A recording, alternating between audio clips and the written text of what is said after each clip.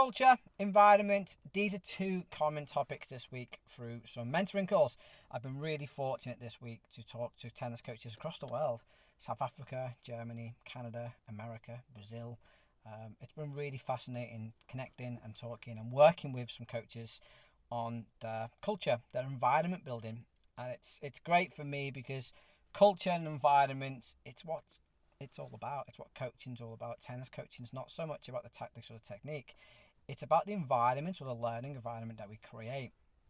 And we could both have the same exercise, the same practice, but we can both set up the learning environment or the culture or the environment itself completely differently and have two different effects. And I'm really happy that I'm having these conversations with tennis coaches because it's stuff that I've been preaching about quite a lot on this channel, on mytenniscoaching.com, and to have those conversations this week with so many different coaches from different parts of the world, different cultures, different environments, and one common challenge they all have is creating this learning environment. And they've sort of said to me, well, how can we create an environment? What's the plan? What's the outline? And my advice to the majority was, I can't tell you that, because the culture and the environment you create has to come from you. And if I was to create my own culture, my own environment, the first thing I want to think about is what I hold dear. What are my values as a coach or as a person, as an individual? And I want my players to be independent. I want them to solve problems. So with that, I'm going to have to think about, okay, well, if I want them to be independent problem solvers, I want to empower my players, then what does my average lesson look, feel, and sound like? If I was walking past my own court, and I was to stop and watch for 10, 15 minutes, what would that look, feel, and sound like? And, for example, problem solving. So I want my players to solve problems. So in terms of look, I should see lots of errors from the player. The player should be making lots of mistakes, having some success, but there's definitely an element of trial and error. That's what I want my lesson to look like. I don't want the lesson to look like the player's having lots of success or the player's constantly missing and they're losing confidence quite quick.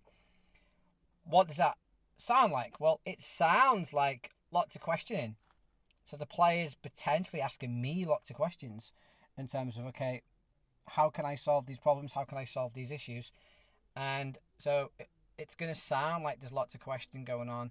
There's lots of discussions going on. And what does it feel like? And the feeling should mainly come from maybe the player, but it should feel a little bit chaotic. It should feel a little bit crazy. There's not so much structure. There's not so much regimented practice going on. And that's what I've encouraged the few coaches I've worked with this week to look at. Okay, well, what are your values? What do you want to bring onto the court? What do you believe players should be working on? What do you enjoy working on as well? And then, okay, well, let's go for each of those values and what's that going to look, feel, and sound like on the court. And it's some really great, interesting discussions this week. But yeah, I think culture, it's something that's all around us, but we don't really take that much notice of it. And we don't take it we almost take it for granted. And there's a great story, which I'll leave you with two fish, and they're swimming downstream. And another fish comes towards them and says, "Good morning, the water's lovely today." And the other two fish agree and they carry on swimming. And they get a little bit further downstream, and then one fish turns to the other and says, "What's water?" And the other one goes, "Oh, I don't know." And they carry on swimming. And the moral of the story is, like, culture, environment, it's all around us. And it has a huge impact on us. And it has a huge impact on learning, development, whether or not we stay at the club as well.